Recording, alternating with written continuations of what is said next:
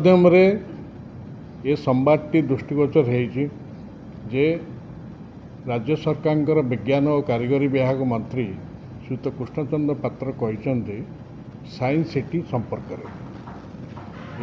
में आपण मानक जन चाहूँगी जे नवीन पट्टनायक सरकार खोर्धा निकटवर्ती बरुणई ठारे एक साइंस सिटी प्रतिष्ठा करने नीतिगत भाव निष्पत्ति नहीं एवं 50 एकर जमी परिमित जमी उपरे एवं ए दिगरे जमी चिन्हट संपर्क कार्य आरंभ होता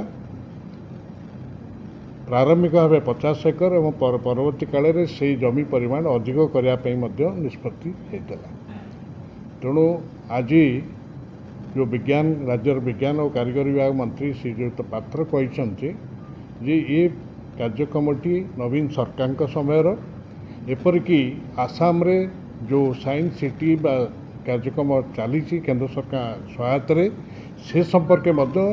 कोलकाता ठारे पूर्वांचल विज्ञान और कारीगरी विभाग मंत्री सम्मेलन से भली अनुरूप साइंस सिटी करने मु से प्रसंग उत्थापन करी एवं तत्कालीन से समय केंद्र मंत्री दृष्टि आकर्षण कराइथिला एवं ये दिगरे आज्ञापी आम विधिवत भाव मुख्यमंत्री तत्कालीन मुख्यमंत्री आमर एबर मान्यवर विरोधी दल नेता श्रीयुत नवीन पट्टनायक सहमति से कार्यक्रम आम विज्ञान और कारीगरी विभाग आगे नहीं उद्देश्य थिला जे जेहेतु बरुणई ठारे पर्यटन भित्तिभूमि रही पर्यटक संख्या रोचे सेठी तेणु साइंस सिटी एवं पर्यटन डेस्टिनेशन बा स्थली एकाठी पाखापाखि रहिले निश्चित भाव में तार मर्यादा रही संपर्क में अहमदाबाद स्थित जो रही नेशनल साइंस सेंटर बा साइंस सिटी रही सेठार निर्देशक सहित आम जोगाजोग करूँ परामर्श नहीं श्रीयुत नरोत्तम साहू जड़े ओडिया बद्ध व्यक्ति से डायरेक्टर अच्छे तेणु ये नवीन पट्टनायक सरकार ये परिकल्पनाटी होता जदि एबर मान्यवर मंत्री कहते से केपरि संपूर्ण पूर्णांग हम बा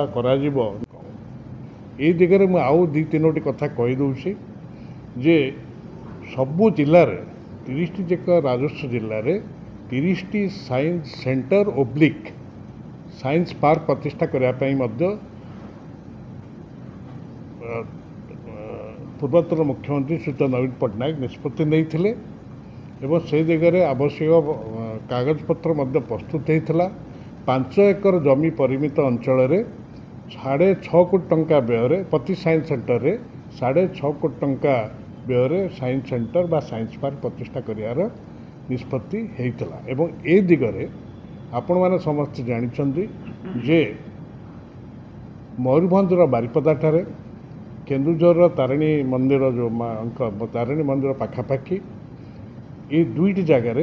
2टी प्लानेटोरियम और 2टी साइंस पार्क जोटा ट्विन